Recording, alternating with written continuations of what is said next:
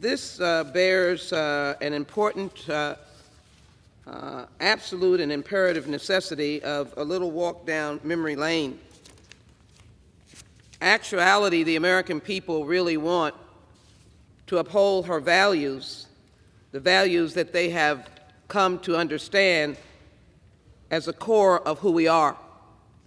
The Homeland Security Committee traditionally, as the chairman and I have seen over the years, worked in a bipartisan manner.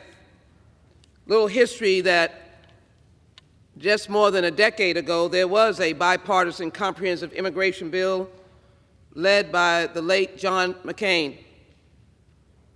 Unfortunately, interestingly enough, the Senate moved and the House simply imploded that dream. The dream that those who came to this country without anything and did not know they had come wrongly, if you will, young people could be DACA recipients and ultimately work their way towards citizenship. There was an effective asylum process, and we argued vigorously for legal immigration, and people dutifully got online.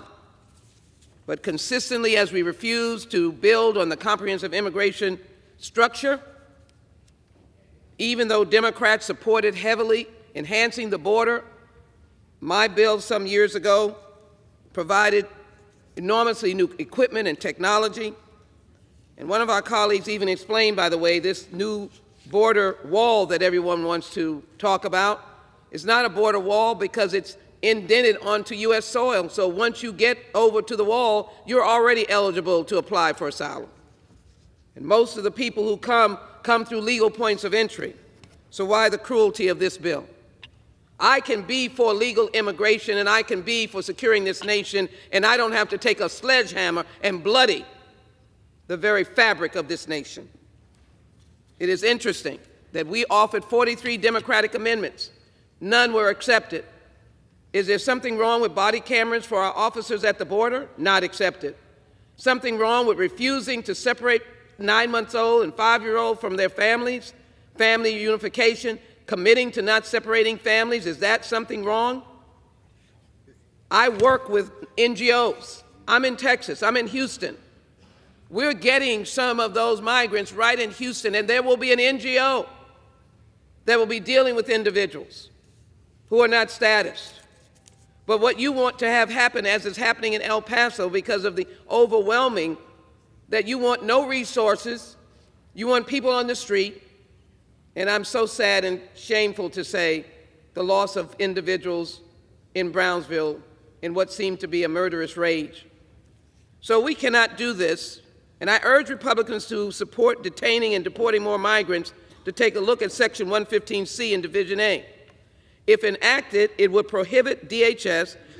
Time has expired. The gentleman from Mississippi, would you like to yield more of your time? I yield an additional minute to the gentlelady from Texas. The gentlelady is recognized for a minute. Appreciate the gentleman.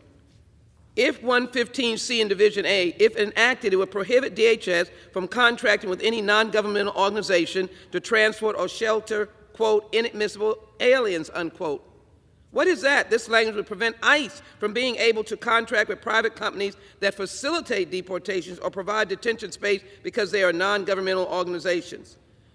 Ironically, it seems that this Child Deportation Act may actually undermine our friends on the other side, the MAGA deportation agenda. Why are we not more committed, Mr. Speaker, to coming together around the ideals of the Statute of Liberty? Bring us your forlorn, your worn, your desperate. Yes, they're coming in droves, but the President has a plan. And there will be more interaction with Guatemala. There will be processes in Mexico. There will be more officers at the border for those who are seeking asylum. Why should we reject that? Why don't we come and find a way to stand up the infrastructure? Because a border wall that is $45 billion per inch is not going to be the only solution. I ask my colleagues to take this bill off the floor, go back to the drawing board, work with those of us in Homeland Security with all of the amendments we offered, and make a reasonable difference in the lives of Americans. And might I put back on the table, because they're all in my office all the time, the DACA recipients need a response. They are paramedics, doctors, lawyers, teachers. How dare we ignore the talent that is here that wants to be a patriotic American? I only ask for mercy.